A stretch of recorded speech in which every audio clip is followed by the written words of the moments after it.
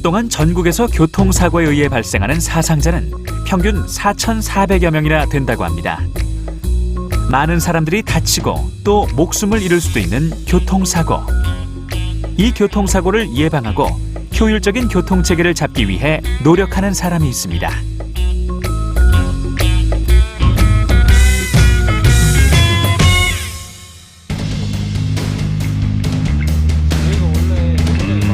이세원 연구원은 교통사고의 발생 요인을 다각도로 연구하기 위해 사고가 빈번하게 발생하는 지역을 직접 방문하여 주변 환경을 둘러보기도 합니다.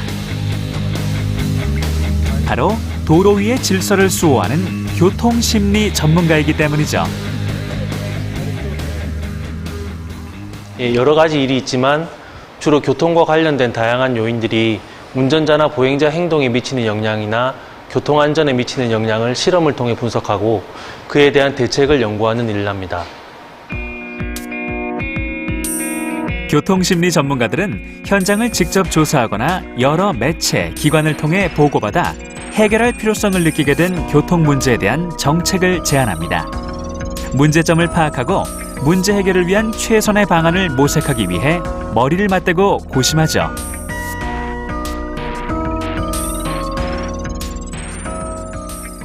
저희 공단에서 음주운전자들 대상으로 교육을 계속 진행하고 있는데 기존의 강의식 교육에 대해서 그 교육 효과를 평가한 다음 새로운 심리상담 프로그램, 특히 상습 음주운전자들 대상으로 새로운 심리상담 프로그램을 개발하고 도입한 것이 가장 기억에 남습니다. 교통심리 전문가가 제안하여 입안된 정책은 시민의 안전과 직결되는 사안들입니다. 이러한 정책이 실현되면서 안전에 대한 시민들의 의식 또한 향상되었습니다. 교통심리 전문가인 이세원 연구원이 가장 보람을 느끼는 순간은 자신의 연구가 국민의 생명을 지켜냈을 때라고 하는데요. 사람의 생명과 직결되고 사회적으로 책임감이 따르는 직업인 만큼 매사에 신중한 결정이 필요합니다. 또한 계속하여 새로운 지식들을 공부하고 더 나은 정책을 제안하기 위해 노력하는 자세도 중요하다고 하네요.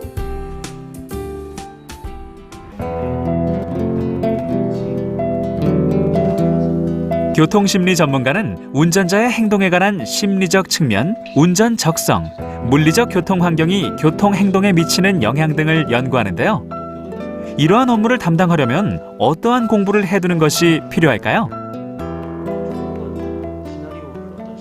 교통심리 전문가로 활동하려면 인지심리학, 공학심리학, 상담심리학 같은 심리학 관련 학과에 진학하여 심리학 전반에 관한 지식을 쌓아야 할 것이고 교통, 도로, 인간공학 관련 학과에 진학하는 것도 도움이 될 것입니다. 필수적인 자격증은 없지만 교통기사나 도로교통사고 감정사와 같은 교통 관련 자격증이나 사회조사 분석사 같은 통계 관련 자격증이 취업에 도움이 될 수 있습니다. 교통심리 전문가가 되기 위해서는 심리학의 각종 분야와 교통과 관련된 분야까지 두루 섭렵해야 한다고 하니 결코 쉽지 않은 길이네요. 그렇다면 교통심리 전문가는 어떤 방법을 통해 어떤 곳에서 일할 수 있게 되는 걸까요? 국책연구기관이나 공공기관에서 연구원으로 일하기 위해서는 일반적으로 학사 이상의 학위가 유리합니다. 물론 박사 학위를 가진 경우에는 더 유리할 것이고요.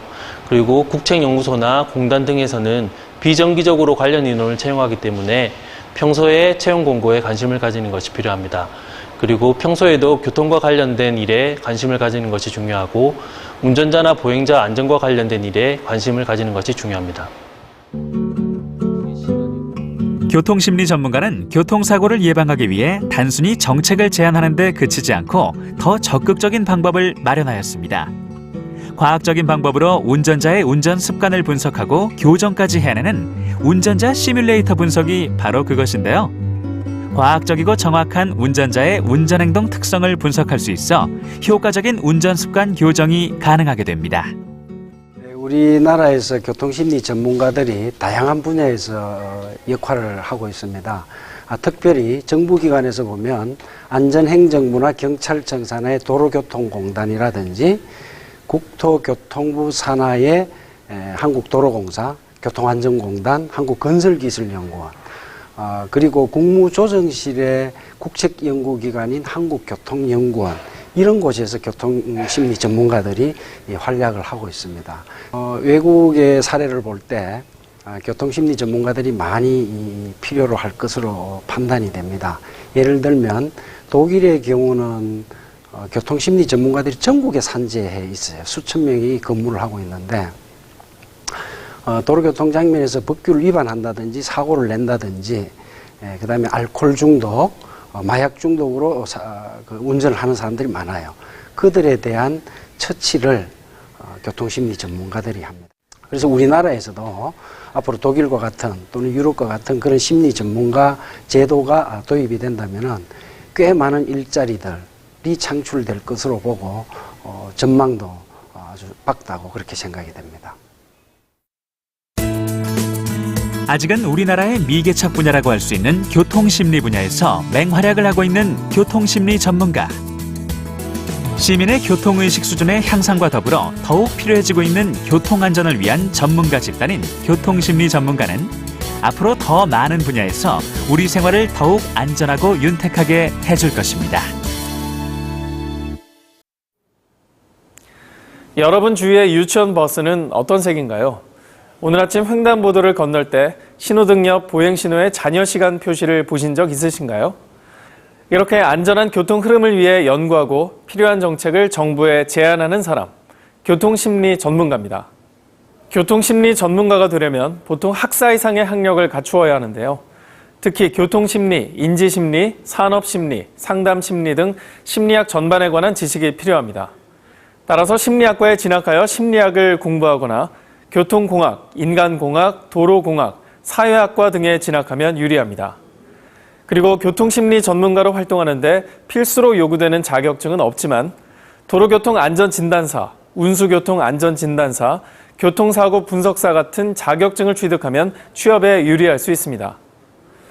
교통심리 전문가는 언제 어디서 위험 상황이 발생할지 모르는 도로 위의 질서와 인간의 생명을 지키는 일인 만큼 사회적 책임감과 소신을 가지고 업무를 추진해야 합니다. 현재 교통심리 전문가는 교통안전공단, 도로교통공단, 교통관제센터, 한국도로공사 등 국무총리 산하의 국책연구소나 경찰청, 국토교통부 산하의 공공기관에서 활동하고 있습니다. 교통선진국의 경우 교통법규 위반자는 의무적으로 교통심리 전문가들에게 정밀한 심리 테스트를 받는다고 하는데요. 이러한 제도가 국내에 도입된다면 지금보다 더 많은 일자리가 창출될 것입니다.